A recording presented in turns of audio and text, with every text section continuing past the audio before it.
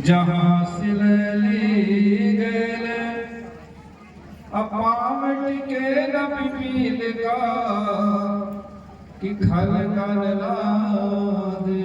हे विप्र, कबीर का घर तो इतनी ऊंचाई पर है, सिलहली गैल है, रपटीली गैल है कि जहाँ चींटी भी नहीं पहुंच सकती वहां आपकी बैलों से लदी हुई गाड़ी कैसे पहुंचेगी। बोले देवी, मैं आपकी बात समझ नहीं रहा हूँ। मुझे ये मालूम है कि कबीर जी इसी काशीपुरी में रहते हैं, तो पता बता दीजिए। वो जान गए कि कोई अध्यात्म संदेश है और अध्यात्म संदेश को सर्वानंद जी समझ नहीं पाए। कबीर का घर दूर है जैसे पेड़ खजूर, चढ़े तो चाके प्रेम रस अगरे सो चकना चूर। फिर भी नहीं समझे। बोले नहीं समझे ना, बोले नहीं समझे। तो बोले ठीक है, मैं वर्तमान में कबीर जी के ही आश्रम जा रही हूँ, वहाँ मैं उनकी परम शिष्य हूँ और उन्हीं के घर में ये मैं रहती हूँ, घड़ा रखने के लिए पानी के लिए आई हूँ, जा रही हूँ। अरे बोले तब तो हमारा एक शास्त्रार्थ है करने के लिए, हम तुमसे कुछ प्रश्न कर रहे हैं, वो हमारा घड़ा ले जाकर कबीर जी के समक्ष रख दो। बोले ठीक है। बोले क्या कहना है कबीर जी से। बोले एक सर्वानंद जी ब्राह्मण शास्त्रार्थ करने के लिए आ रहे हैं, उन्होंने इस भरे हुए घड़े को आपके पास भेजा है। कबीर जी के समक्ष जैसे देवी कमाली उस घड़े को ले जाती है तो उनके समक्ष रख देती है। बोले कोई विद्वान पंडित आ रहे हैं आपसे शास्त्रार्थ करने के लिए, उन्होंने इस भरे हुए घड़े को प्रश्न के लिए आपके पास भेजा है। कबीर जी समझ गए। भरे हुए घड़े का अर्थ ये था कि हे कबीर जी, जैसे ये घड़ा पानी में जल से भरा हुआ है, वैसे मेरे अंदर भी मैं ज्ञान से परिपूर्ण भरा हुआ, कोई कमी नहीं है, इसलिए मैं आपसे शास्त्रार्थ करने के लिए आ रहा हूँ। कबीर जी समझ गए। तो कबीर जी ने क्या किया कि एक उसमें सुई डाल दी। क्या डाल दी? सुई। और जब सुई डाल दी तो बोले जाके अब ये घड़ा तुम सर्वानंद जी के समीप रखो और ये कह देना कि कबीर जी ने इस घड़े में एक सुई डाल के भेजा है। तो जैसे वो कपाली देवी की गोद में ले जाती है, बोले सर्वानंद जी, पंडित जी, ये भरा हुआ घड़ा आपके पास जो है, ये आपके प्रश्नों का उत्तर दिया है कबीर जी ने। अब इसमें देख लीजिए आप क्या पढ़ा है। तो जैसे देखते हैं तो उसमें एक सुई पड़ी हुई थी। क्या सुई?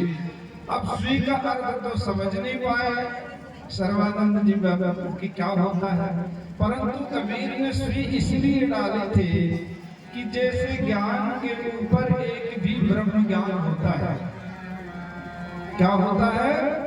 ज्ञान के ऊपर। अब ज्ञान तो जो तुम कर रहे हो वो भी ज्ञान है, जो चोरी कर रहे हो वो भी ज्ञान है। अब वो ज्ञान सही है कि गलत है? कोई शराब पी रहा वो भी ज्ञान है, कोई झगड़ा कर रहा है उसका वो भी ज्ञान है नहीं? जो काम करता है, जिसका जैसा ज्ञान होता है वैसे वो काम करता है। तो इस प्रकार से उन्होंने सुई रूपी घड़े में डाल दी कि हे विप्र, जिस तरह आप ज्ञान में भरपूर हैं, तो वैसे ज्ञान में भी, एक भरपूर ज्ञान में भी एक सुई रूपी ज्ञान प्रवेश कर जाती है। सुई रूपी माने सूक्ष्म ज्ञान। अब सूक्ष्म ज्ञान किसको कहते हैं? एक कबीर ने भजन में गाया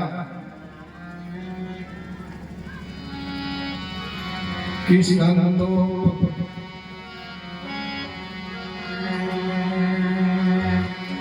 की चीटी चली है सासुरे,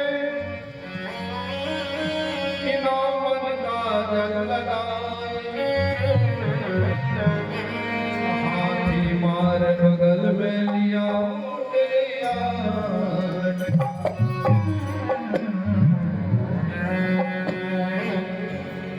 चीटी चली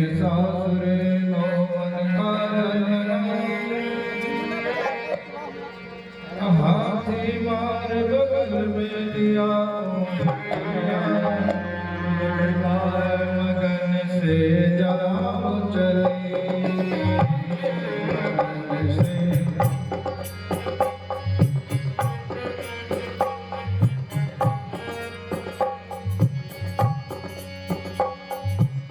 जाओ चले मगन से जाओ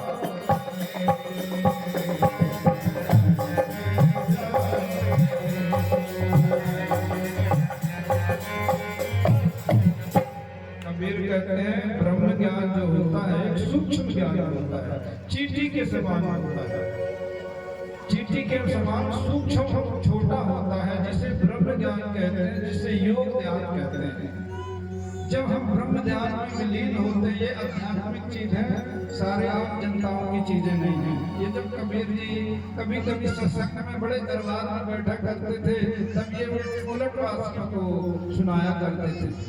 उलटवासी माने उलटवासी कैसी है कि माता मरे मर जान दे, पिता मरे सुख जान, अब भाई मरे निर्भय भये, कहें कबीर बखान। अब जब कबीर जी ने साखी को बोल दिया तो लोग आश्चर्य पड़ गए कि हम तो समझ ही नहीं पाए क्या बोलती है माता।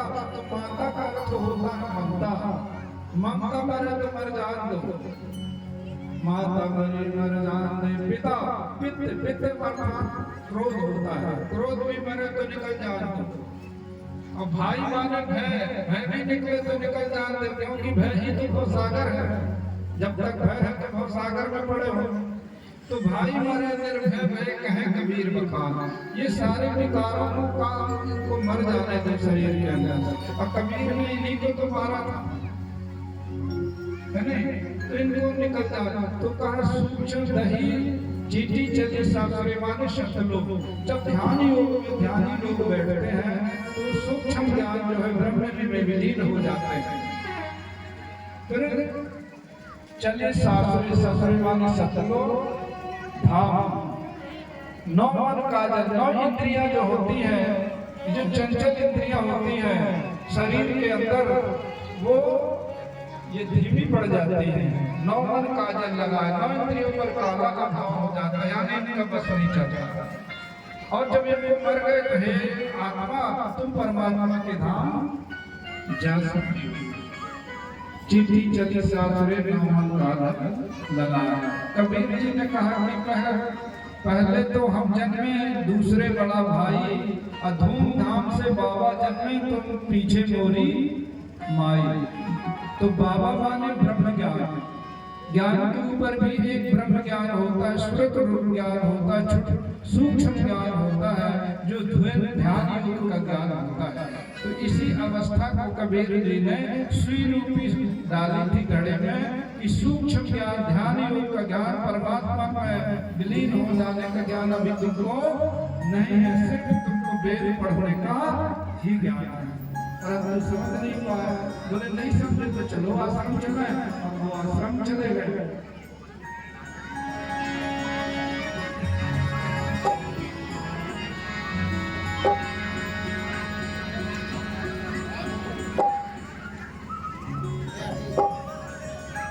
फिर देवी कमाली से कहा, बोले कमाली देवी अब मुझे अपना साथ चलिए, अब मुझे उनका आश्रम बता दीजिए। देवी कहती हैं कमाली,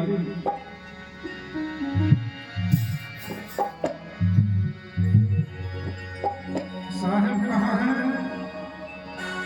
वो मुझे उनका परिचय बता दीजिए। देवी जी कहने लगे, वो तो सबके हृदय में निवास करते हैं, घट घट में रमने वाले राम हैं। एक राम घट घट दशरथ घट डोले, एक राम घट घट में बोले, एक राम का सकल बसारा, एक राम है सबसे। देवी कमाली कहती है सतनाम